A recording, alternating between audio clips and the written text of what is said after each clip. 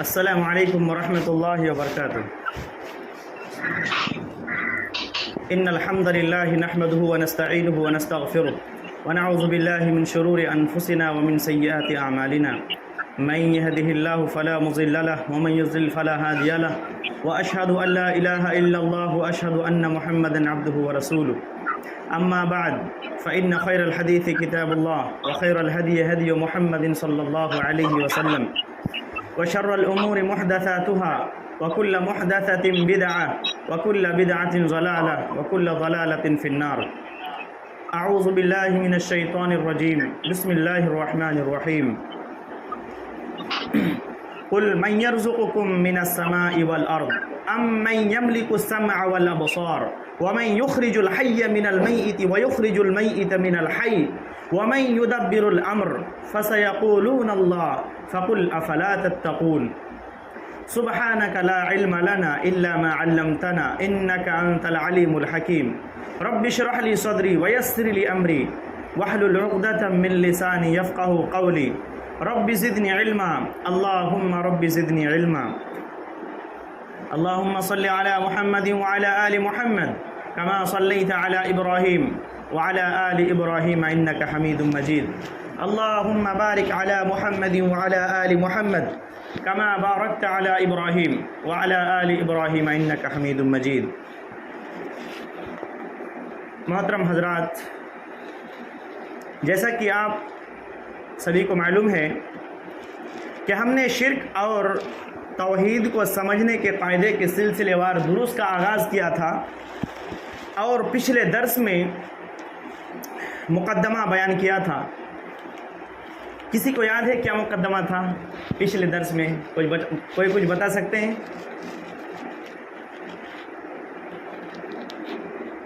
اصل ان کا جو خلاصہ تھا مقدمہ کا، جی جی جی جی مقدمہ تھا، اس میں دعا کی تھی جی پڑھنے والوں کو، سکھانے والوں کو۔ جی جی جی اس کے علاوہ پھر بعد میں شیخ نے ایک مثال بتائی تھی کہ جس طرح وضو کے بغیر جی نماز نہیں ہوتی، نماز حدث سے نماز ٹوٹ جاتی ہے، جی جی جی سے اسی طرح اگر عبادت میں توحید نہیں ہے تو عبادت قبول نہیں ہوتی۔ جی جی ماشاء اللہ، جزاک اللہ، بارک اللہ فی علمک۔ تو یہ اس درس کا نچوڑ تھا۔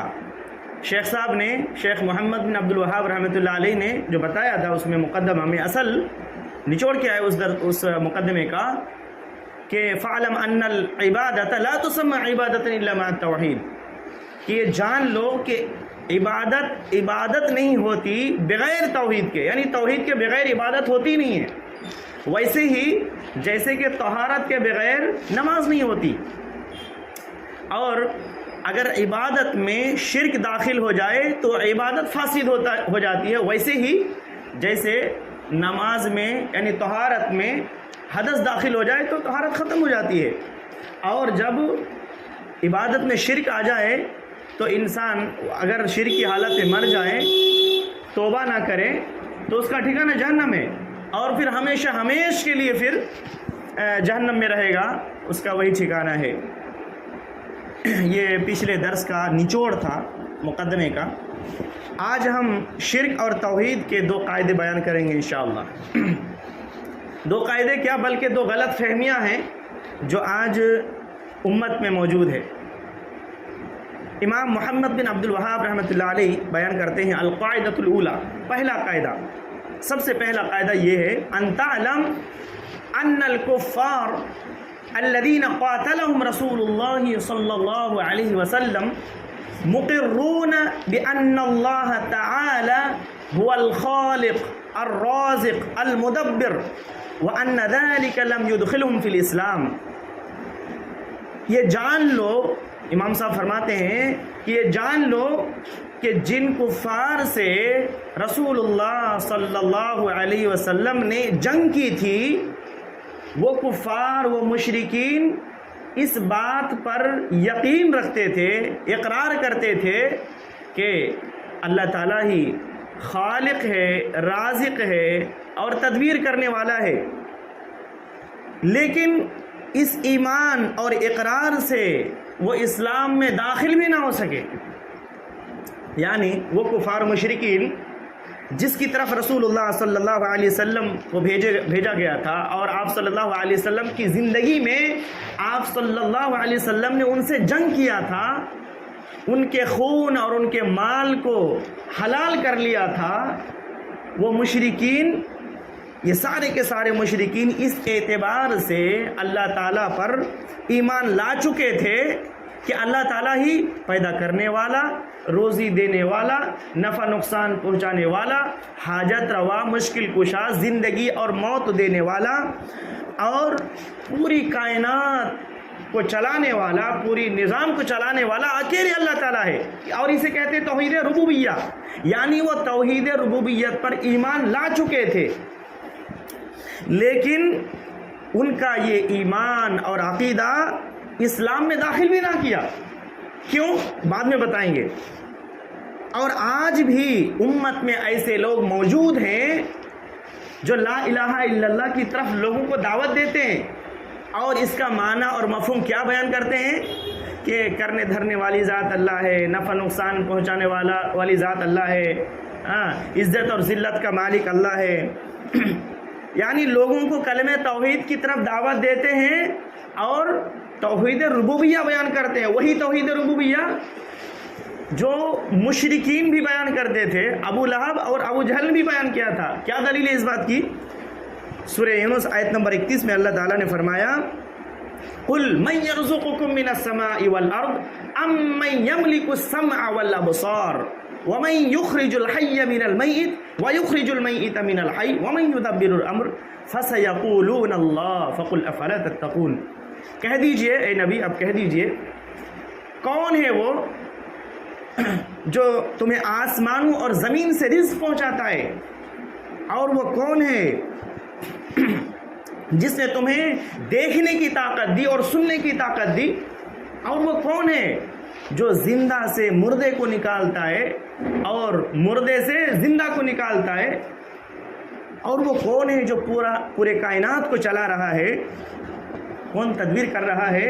یہ سب آپ ان سے سوال کریں گے تو کیا جواب دیں گے؟ فَسَيَقُولُونَ اللَّهُ، وہ ضرور کہیں گے کہ اللہ تعالیٰ ہی ہے۔ تو آپ کہہ دیں کہ پھر تم ڈرتے کیوں نہیں ہو؟ یعنی جس رب پر تم ایمان رکھتے ہو کہ پیدا کرنے والا وہی ہے، روزی دینے والا وہی ہے، نفع نقصان پہنچانے والا وہی ہے، زندگی اور موت دینے والا وہی ہے، اور پورے کائنات کا تدبیر کرنے والا وہی ہے، تو پھر اس رب کی عبادت کیوں نہیں کرتے ہو؟ اس رب سے ڈرتے کیوں نہیں ہو؟ اس آیت سے معلوم ہوا کہ کفار مشرکین جن کی طرف رسول اللہ صلی اللہ علیہ وسلم بھیجے گئے تھے، انہوں نے توحید ربوبیت کا اقرار کیا کہ اکیلے اللہ تعالیٰ ہی واحد رب ہے، لیکن کیا وہ اس ایمان سے اور اقرار سے اسلام میں داخل ہوئے؟ اللہ کے نبی صلی اللہ علیہ وسلم نے اس کے اس ایمان اور عقیدے کو قبول کیا؟ جواب ہے نہیں، ہرگز نہیں۔ کیوں؟ کیونکہ توحید ربوبیت انبیاء اور رسولوں کی دعوت تھی ہی نہیں۔ پھر سن لیجئے، توحید ربوبیت انبیاء اور رسولوں کی دعوت تھی ہی نہیں۔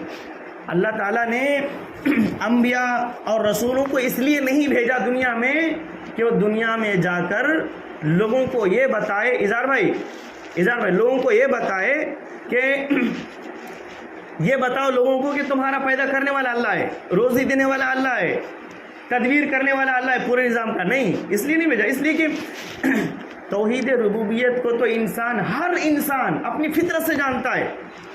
آپ کسی بھی انسان سے پوچھیں کہ اچھا بتا کہ تیرا اور میرا پیدا کرنے والا کون ہے، وہ کہے گا اوپر والا۔ کوئی بھی، چاہے وہ کسی بھی مذہب کا ماننے والا ہو، کہے گا اوپر والا۔ تو انسان اپنی فطرت سے توحید ربوبیت کو جانتا ہے، اور پوری تاریخ میں توحید ربوبیت کو ثابت کرنے کے لیے کبھی بھی جھگڑا نہیں ہوا، کبھی بھی نزاع نہیں ہوا۔ ہاں، اللہ کے چند لوگ آئے جس نے اپنے آپ کو رب ہونے کا دعویٰ کیا، جیسے فرعون نے کہا تھا انا ربکم الاعلی، میں تمہارا رب ہی نہیں بلکہ سب سے بڑا رب ہوں۔ تو انہوں نے ایسا کیوں کہا؟ ظلماً و علوا، ظلم کرتے ہوئے اور تکبر کرتے ہوئے ایسا کیا، حالانکہ اس کے دل میں یہ بات تھی کہ یقین تھا اس میں اس کو کہ میں رب نہیں ہوں. ارے پورے کائنات کو چلانے والا میں ہوں, دن اور رات کو لانے والا میں ہوں, آسمان زمین بنانے والا نہیں, میں نہیں, ہرگز نہیں. اسے یقین تھا, لیکن ظلمن اور تکبر کرتے ہوئے ایسا کہا کہ میں تمہارا سب سے بڑا رب ہوں, حالانکہ اس پہ یقین تھا. تو انبیاء اور رسولوں کا اپنی قوم سے جو نزاع تھا, جو جھگڑا تھا, وہ کس بات کو لے کر تھا؟ توحید الوہیت میں تھا. انبیاء رسول نے کیا کہا کہ جو تمہارا رب ہے, جس کو تم اپنی فطرت سے جانتے ہو, وہی تمہارا معبود حقیقی ہے. قرآن کا سب سے پہلا حکم جانتے کیا ہے؟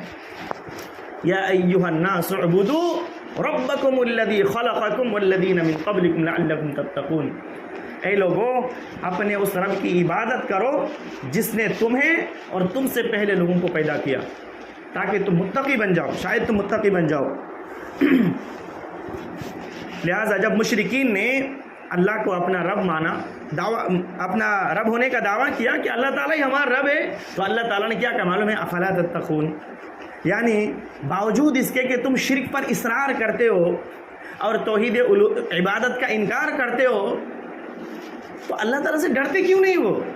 ارے جس کو تم نے اپنا رب مانا وہی تو تمہارا حقیقی معبود ہے, اسی کی عبادت تمہیں کرنی چاہیے. پھر اس کو چھوڑ کر جو تمہارا رب ہے, جس کا تم نے اقرار کیا, اس کو چھوڑ کر پھر غیروں کی عبادت کیوں کرتے ہو؟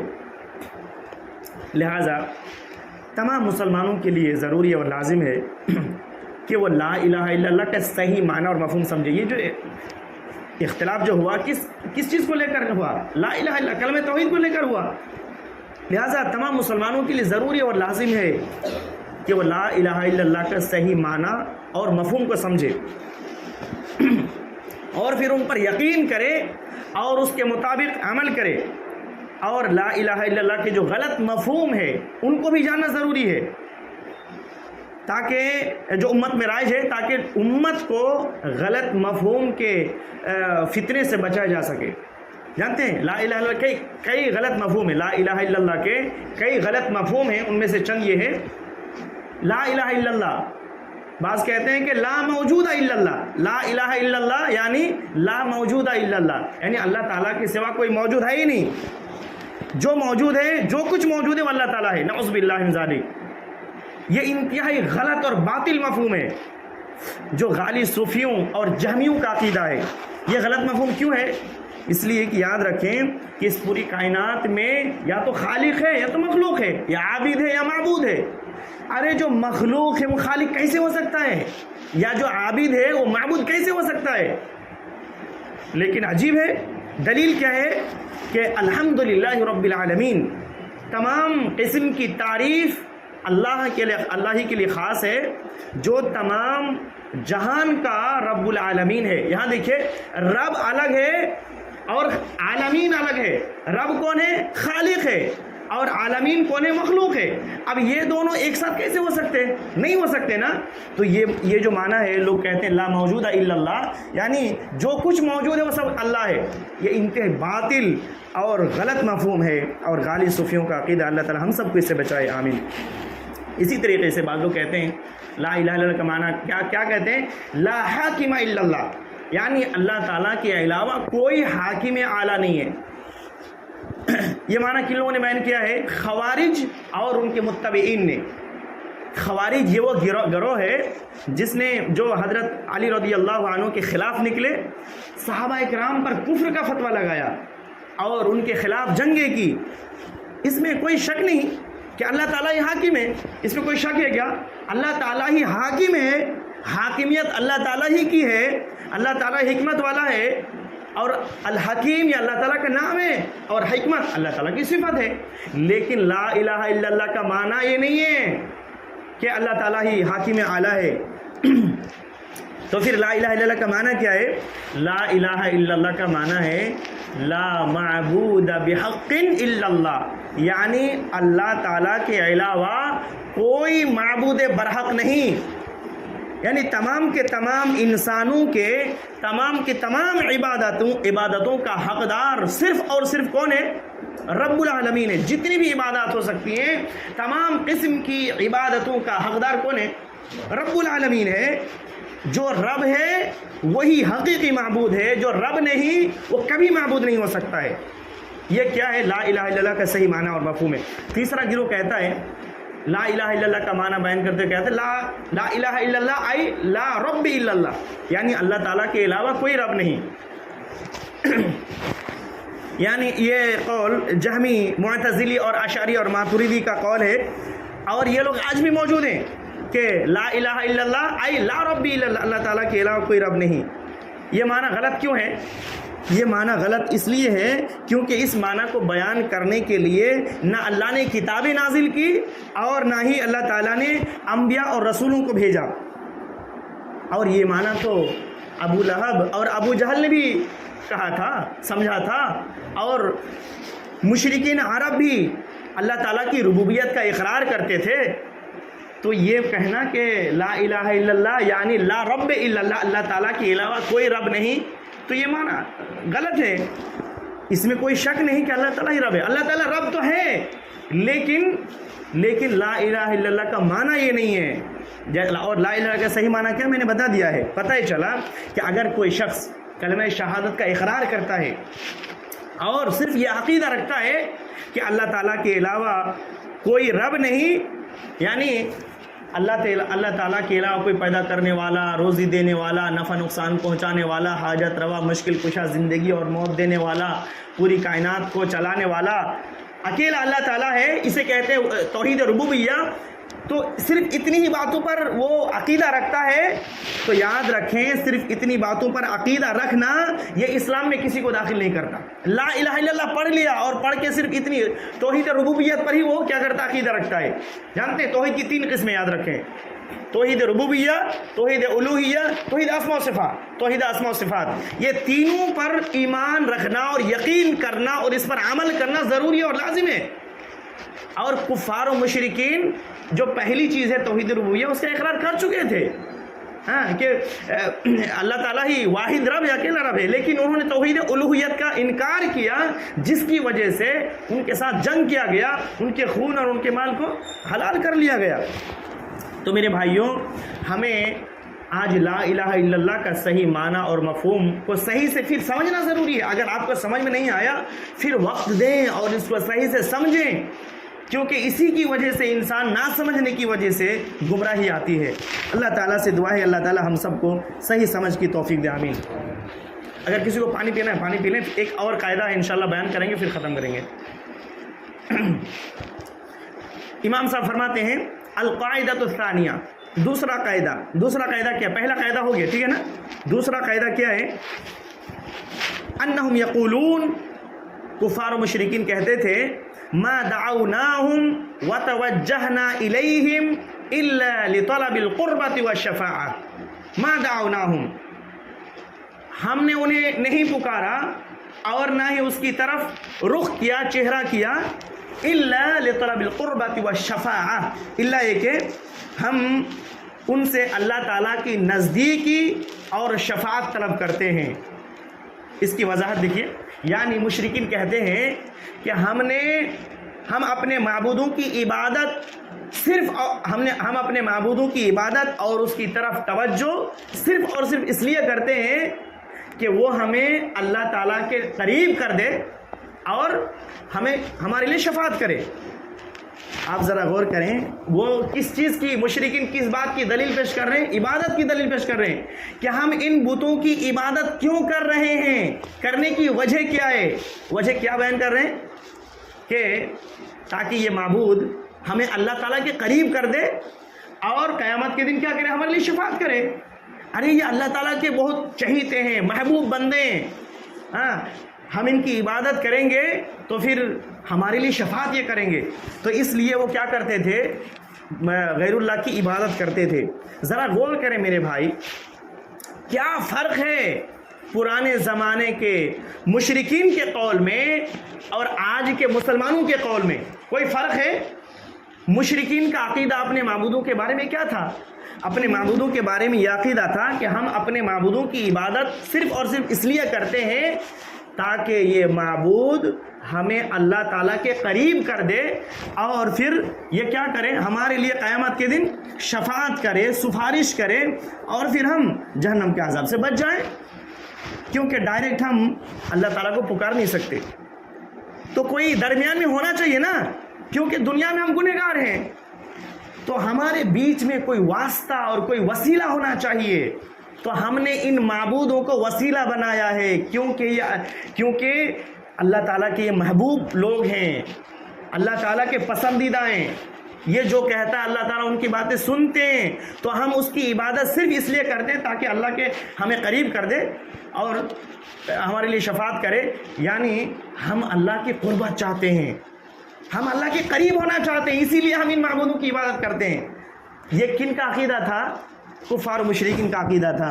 اور آج کے زمانے کے وہ مسلمان جو قبروں کی طرف رخ کرتے ہیں, مزاروں کا چکر لگاتے ہیں, ان کا بھی تو یہی عقیدہ میرے بھائی, ان کا سیم یہی عقیدہ ہے کہ جو مزاروں کا چکر لگاتے ہیں, غیر اللہ کو حاجت روا, مشکل کشا اور نفع نقصان کا مالک تصور کرتے ہیں, اور اسی بنا پر وہ ان کے لیے نظر و نیاز پیش کرتے ہیں, ان سے مدد مانگتے ہیں, ان کی قبروں پر جانور ذبح کرتے ہیں, ان کی قبروں کا طواف کرتے ہیں اور ان سے امیدیں وابستہ کرتے ہیں, ان کی محبتوں کو اپنے دلوں میں بساتے ہیں اور پھر ان سے ڈرتے ہیں. انہیں داتا, دستگیر, غوث, داتا, دستگیر, غریب نواز اور مشکل کشا کہتے ہیں, ان پر بھروسہ کرتے ہیں.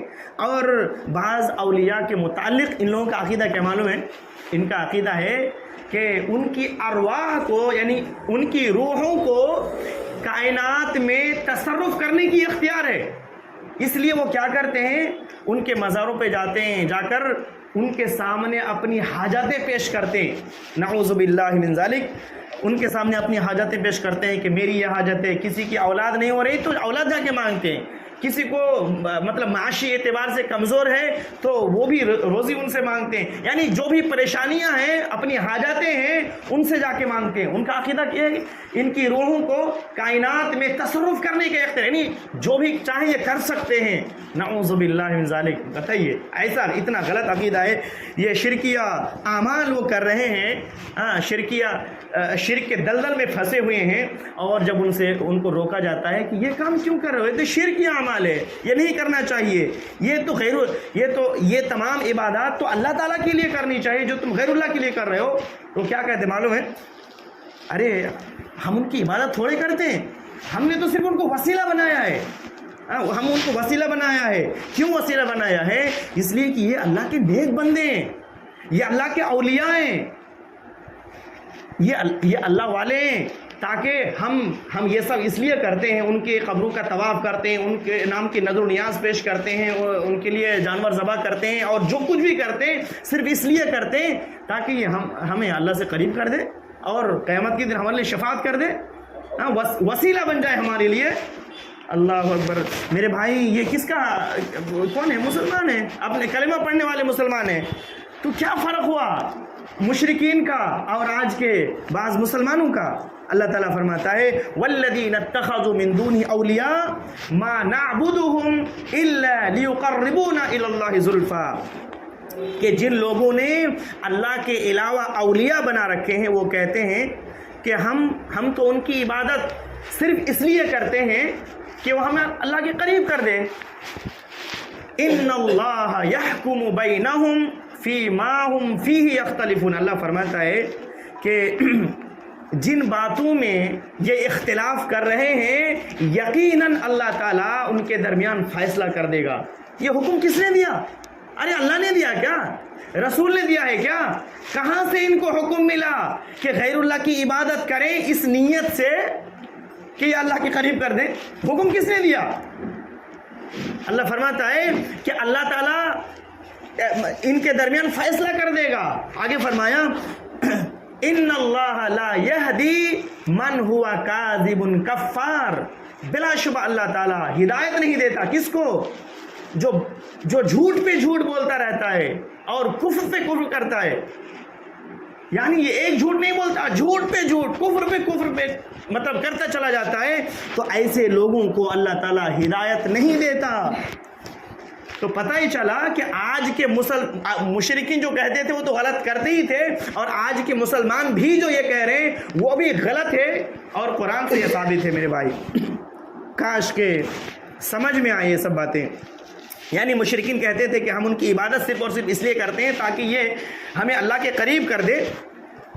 افسوس کہ آج کے امت مسلمہ کا بھی یہی حال ہے بالکل، لیکن فرق کیا ہے؟ فرق صرف یہ ہے کہ جو مقام مشرکوں کے نزدیک اپنے بتوں کا تھا، وہی مقام اور وہی مرتبہ مسلمانوں کا اپنے پیروں، مرشدوں، فقیروں اور اولیاء اور مشائخ سے ہے، نعوذ باللہ من ذالک، لا حول ولا قوت الا باللہ۔ تو میرے بھائیوں، یہ کس کا حال ہے؟ ان لوگوں کا حال ہے جو اپنے آپ کو مسلمان کہتے ہیں۔ کفار و مشرکین کی دوسری بات کیا تھی؟ ایک تو ہم عبادت اس لیے کرتے ہیں تاکہ اللہ کے قریب کر دے ہمیں، اور دوسری بات کیا تھی؟ تاکہ قیامت کے دن ہمارے لیے شفاعت کریں۔ شفاعت کی دلیل کیا ہے؟ اللہ تعالیٰ فرماتا ہے سورہ یونس آیت نمبر 18 میں، وَيَعْبُدُونَ مِن دُونِ اللَّهِ مَا لَا يَضُرُّهُمْ وَلَا يَنْفَعُهُمْ وَيَقُولُونَ هَؤُلَاءِ شُفَعَاؤُنَا عِندَ اللَّهِ، اور یہ لوگ اللہ کے سوا ایسی چیزوں کی عبادت کرتے ہیں کہ جو نہ ان کو نقصان پہنچا سکتے ہیں اور نہ نفع پہنچا سکتے ہیں، اور کیا کہتے ہیں کہ ہؤلاء شفعاؤنا عند اللہ، قیامت کے دن ہؤلاء شفعاؤنا عند اللہ، یہ ہمارے معبود اللہ تعالیٰ کے ہاں ہمارے سفارش کریں گے، سفارشی ہوں گے۔ اللہ فرماتا ہے قل اتنبئون اللہ بما لا يعلم، کیا تم اللہ تعالیٰ کو ایسی خبر دے رہے ہو جو اللہ نہیں جانتا ہے؟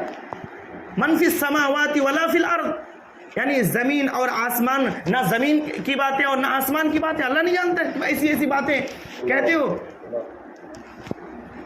سبحانہ وتعالی عما یشرکون، سبحانہ، وہ پاک ہے اور وہ بلند و برتر ہے ان لوگوں کے شرک سے۔ یہ جھوٹی باتیں جو کرتے ہیں، جس کو نہ اللہ نے کہا اور نہ رسولوں نے کہا، لیکن جھوٹی بات کرتے ہیں، تو یہ جو کہتے ہیں کہ یہ معبود قیامت کے دن شفاعت کریں گے، تو جانتے ہیں شفاعت کسے کہتے ہیں؟ شفاعت اس کو سفارش کہتے ہیں۔ عربی زبان میں شفاعت کہتے ہیں ایک سے دو ہو جانا۔ کسے افضل بھائی شفاعت کسے کہتے ہیں؟ ایک سے دو ہو جانا، اس کو شفاعت کہتے ہیں۔ اور شریعت میں اس کا مطلب یہ ہے التوسل لطلب الخیر للغیر، یعنی ایک سے دوسرے کے لیے خیر طلب کرنا۔ یعنی کوئی دوسرا مثلا ایک شخص تکلیف میں پھنسا ہوا ہے، پریشانی میں گھرا ہوا ہے، تو سفارش کر کے، کسی سے سفارش کر کے اس کی تکلیف کو دور کر دینا، اسے کیا کہتے ہیں؟ شفاعت کہتے ہیں، اور اس کو توسل بھی کہتے ہیں، وسیلہ بھی کہتے ہیں۔ یاد رکھیں شفاعت کی دو قسمیں ہیں شفاعت کی۔ ایک شفاعت ہے منفی، جو اصل میں یہ مطلب شرکیہ، جو اصل میں یہ کیا ہے؟ شرک ہے۔ مشرکوں نے اس کو مطلب یہ نام دیا ہے۔ اور منفی شفاعت کسے کہتے ہیں؟ ما کان تطلب من غیر اللہ ما لا يقدر فيما لا يقدر علیہ الا اللہ، یعنی غیر اللہ سے ایسی چیزیں طلب کی جائیں جس پر اللہ تعالیٰ کے علاوہ کوئی قدرت نہیں رکھتا۔ غیر اللہ سے ایسی چیزیں طلب کی جائیں جس پر اللہ تعالیٰ کے علاوہ کوئی قدرت اور طاقت نہیں رکھتا۔ مثال کے طور پر کوئی شخص کہتا ہے یا رسول اللہ مجھے ایک نیک اولاد عطا فرما دیجئے۔ اولاد دینے والا کون ہے؟ لیکن مانگا کس سے جا رہا ہے؟ مانگا مخلوق سے جا رہا ہے، حالانکہ یہ خالق ہی اولاد دے سکتا ہے، ہاں، لیکن مانگا جا رہا ہے مخلوق سے، جو کہ شرک اکبر ہے۔ آپ ذرا بتائیں کیا مسلمان میں ایسا نہیں ہوتا ہے؟ کتنے مسلمان ہیں، کلمہ گو مسلمان ہیں، جو آج غیر اللہ سے اولاد طلب کرتے ہیں، غیر اللہ سے ایسی چیزیں طلب کرتے ہیں جس پر صرف اور صرف اللہ تعالیٰ قادر ہے۔ نعوذ باللہ من ذالک، اللہ تعالیٰ ہم سب کو اس سے بچائیں۔ اللہ تعالیٰ نے فرمایا یا ایھا الذین آمنوا انفقوا مما رزقناکم من قبل ان یأتی یوم لا بیع فیہ ولا خلۃ ولا شفاعۃ والکافرون هم الظالمون، ایمان والو جو ہم نے تمہیں دے رکھا ہے روزیوں میں سے، جو کچھ ہم نے تمہیں دے رکھا ہے اس میں سے خرچ کرتے رہو، اس سے پہلے کہ وہ دن آئے کہ جس میں نہ تجارت ہے، نہ دوستی ہے، نہ شفاعت ہے۔ اور ظالم ہی کیا ہوگا اس دن؟ ظالم ہی والکافرون هم الظالمون، اور کافر ہی اس دن ظالم مطلب پریشان ہوگا۔ والکافرون هم الظالمون، اور کافر ہی ظالم ہے۔ اسی طریقے سے شفاعت کی دوسری قسم کیا ہے؟ مثبت، یعنی وہ شفاعت جو قبول کیا جائے گا، اس کی تعریف کیا ہے؟ ہی التی تطلب من اللہ، وہ شفاعت جو صرف اللہ تعالیٰ سے طلب کیا جائے، کیونکہ شفاعت کا مالک کون ہے؟ اللہ تعالیٰ ہی ہے۔ وَشَافِعُ مُكَرَّمٌ بِالشَّفَاعَةِ، وَشَافِعُ مُكَرَّمٌ بِالشَّفَاعَةِ، شفاعت کرنے والے کو اللہ تعالیٰ اپنے کرم سے نوازتا ہے۔ والمشفوع له من رضی اللہ قولہ وعملہ، اور جس کے اور مشفوع یعنی جس کے لیے شفاعت کی جا رہی ہے، اس سے اللہ تعالیٰ اس کے قول سے اور اس کے عمل سے اللہ تعالیٰ راضی و بعد الاذن۔ آپ ذرا سوچیں، تمام لوگ ایک ہی میدان میں جمع ہیں اور اللہ تعالیٰ جب کسی بندے کو عزت اور شرف سے نوازنا چاہے گا تو اللہ تعالیٰ اس کو حکم دے گا کہ فلاں کے لیے کیا کرو؟ شفاعت کرو۔ اللہ اکبر۔ اللہ تعالیٰ ہم کو ان میں سے بنائے، ہم سب کو ان میں سے بنائے، سبحان اللہ۔ یہ بہت بڑا کرم ہے کہ اللہ تعالیٰ اعزاز سے نوازے گا کہ فلاں کے لیے شفاعت کرو، تو پھر اللہ تعالیٰ کے حکم سے وہ شفاعت کرے گا۔ دنیا میں کیا ہے؟ دنیا میں جو سفارش ہوتی ہے، کیا جانتے ہیں نا، بعض اوقات سفارش کرنے والا جس سے سفارش کر رہا ہے اس سے کمزور ہوتا ہے، تو اب سفارش جس سے کی گئی، اب چاہے تو اس کو قبول کریں اور چاہے تو قبول نہ کرے، رد کر دے۔ ہم نے کسی سے سفارش کی، بھائی فلاں بچے کا ایڈمیشن آپ لے لیجئے، ہم آپ سے کمزور ہیں، آپ چاہیں تو میری بات سنیں، چاہیں تو رد کر دیں میری بات۔ دوسری چیز کیا ہے کہ بعض اوقات کیا ہوتا ہے کہ جو سفارش کر رہا ہے وہ سفارش جس سے کی جا رہی ہے اس سے زیادہ مضبوط ہے، طاقتور ہے، تو کیا وہ اگر وہ ایک مرتبہ سفارش کر دے تو رد نہیں کر سکتا۔ مثال کے طور پر اگر وزیر اعلیٰ کسی اسکول کے ہیڈ ماسٹر یا پرنسپل سے کہے کسی بچے کی ایڈمیشن کے لیے سفارش کرے، تو کیا ہیڈ ماسٹر یا پرنسپل رد کر سکتا ہے؟ ہرگز نہیں کر سکتا، کیونکہ وہ طاقتور ہے، مضبوط ہے، ان کے پاس طاقت ہے۔ یہ تو دنیا کا حال ہے، لیکن قیامت کے دن طاقت نہیں چلے گی۔ کچھ لوگ کہتے ہیں نا، ارے یہ سفارش کر دیں گے ہمارے لیے، یعنی اپنی منمانی باتیں کرتے رہتے ہیں کہ یہ اللہ کے پہنچے ہوئے ہیں، اللہ کے بہت بڑے ولی ہیں، اللہ والے ہیں، پیر ہیں، فقیر ہیں، مرشد ہیں، تو یہ ہمارے لیے شفاعت کر دیں گے۔ میرے بھائیوں، وہاں بھی شفاعت ہوگی، قیامت کے دن شفاعت ہوگی، لیکن 2 شرطوں کے ساتھ ہوگی، یاد رکھیں۔ کتنی شرطوں کے ساتھ شفاعت ہوگی؟ 2 شرطوں کے ساتھ شفاعت ہوگی۔ پہلی شرط یہ ہے الاذن بالشفاعہ، یعنی شفاعت کی اجازت دینا۔ اگر اللہ تعالیٰ کسی کو شفاعت کرنے کی اجازت دے تو وہ شفاعت کر سکتا ہے، ورنہ کسی کی مجال نہیں کہ وہ کسی کے لیے شفاعت کرے۔ وہ تو سب نفسی کے عالم میں ہوں گے بھائی، پریشان ہوں گے۔ انبیاء کرام نفسی کے عالم میں ہوں گے۔ حضرت آدم علیہ السلام، نوح علیہ السلام، ابراہیم علیہ السلام، موسیٰ علیہ السلام، اتنے بڑے بڑے نبی کہیں گے نفسی، میرا نفس۔ تو عام آدمی کا کیا حال ہے؟ تو کسی کا مجال نہیں کہ اپنی زبان کھولے، کسی کا مجال نہیں۔ تو اللہ تعالیٰ جسے شفاعت کرنے کی اجازت دے گا وہی شفاعت کر سکتا ہے۔ دلیل کیا ہے؟ من ذا الذی یشفع عندہ الا باذنہ۔ دیکھیے کتنی خطرناک بات ہے۔ کون ہے وہ جو اللہ کی اجازت کے بغیر اس کے سامنے شفاعت کر سکے؟ کتنی خطرناک بات ہے۔ کوئی شفاعت کر سکتا ہے اجازت کے بغیر؟ آج ہم نے جس کو سمجھ لیا ہے کہ یہ ہمارے لیے شفاعت کریں گے، ارے یہ تو بہت بڑے اولیاء ہیں۔ کس نے تمہیں بتایا کہ بہت بڑے اولیاء ہیں؟ اور کس نے تمہیں یہ خبر دی کہ تمہارے لیے شفاعت کریں گے؟ یہ جھوٹی باتیں ہیں، من گھڑت باتیں ہیں۔ میرے بھائی، شفاعت تو ہوگی، لیکن شفاعت وہی کریں گے جس کو اللہ تعالیٰ اجازت دے گا، اور اللہ کی اجازت کے بغیر کسی کی مجال نہیں کہ کسی کے بارے میں شفاعت کرے اور نہ زبان کھول سکے۔ دوسری شرط کیا ہے؟ الرضا، یعنی جس کی شفاعت کی جا رہی ہے اس پر اللہ تعالیٰ راضی ہو۔ یعنی گناہ کیا ہے دنیا میں، مومن ہے، ایمان والا ہے، انہوں نے نیکیاں بھی کی، بہت نیکیاں کی ہے، لیکن ظاہر سی بات ہے گناہ بھی کیا ہے، کبیرہ گناہ بھی کیا ہے۔ اب کبیرہ گناہ کیا ہے لیکن اللہ اس کو معاف کرنا چاہتا ہے۔ ہمارا عقیدہ ہے نا کہ اللہ تعالیٰ صرف شرک کو معاف نہیں کرے گا، شرک کے علاوہ جس گناہ کو چاہے اللہ معاف کر دے۔ اس کے علاوہ اگر معاف نہیں کرے گا، اللہ چاہے تو بغیر سزا دیے کبیرہ گناہ کے مرتکب کو جنت میں بھیج دے، اور اگر چاہے تو اس کو جہنم میں ڈالے اور پھر سزا بھگتنے کے بعد اس کو جہنم سے نکالے اور جنت میں داخل کرے.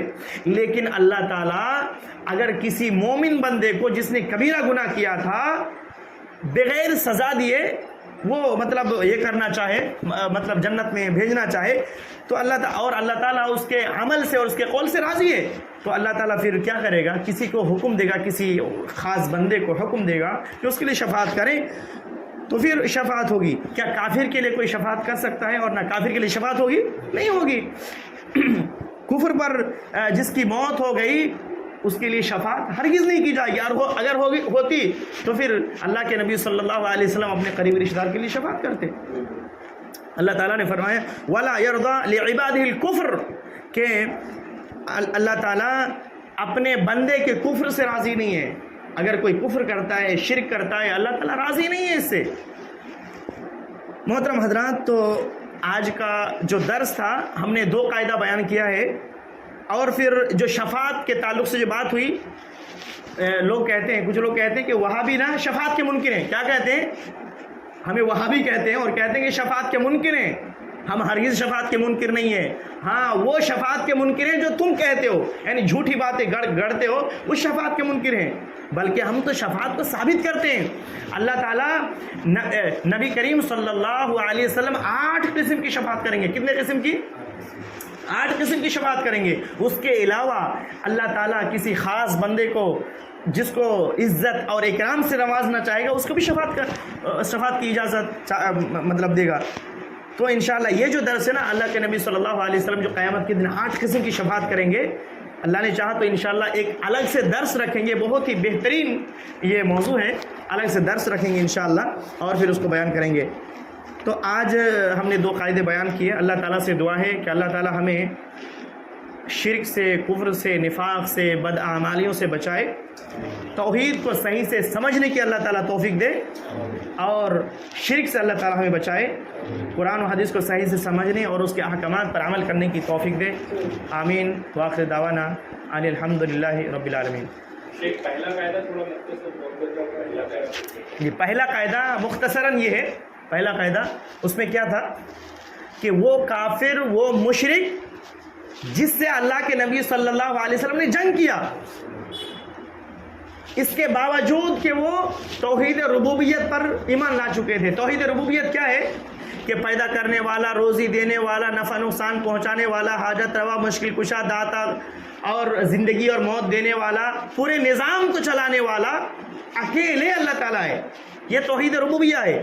توحید ربوبیت پر مطلب ایمان لا چکے تھے، اس کا اقرار کر چکے تھے، اس کے باوجود بھی اللہ کے نبی صلی اللہ علیہ وسلم نے ان سے جنگ کیا، ان کے خون اور ان کے مال کو حلال کر لیا.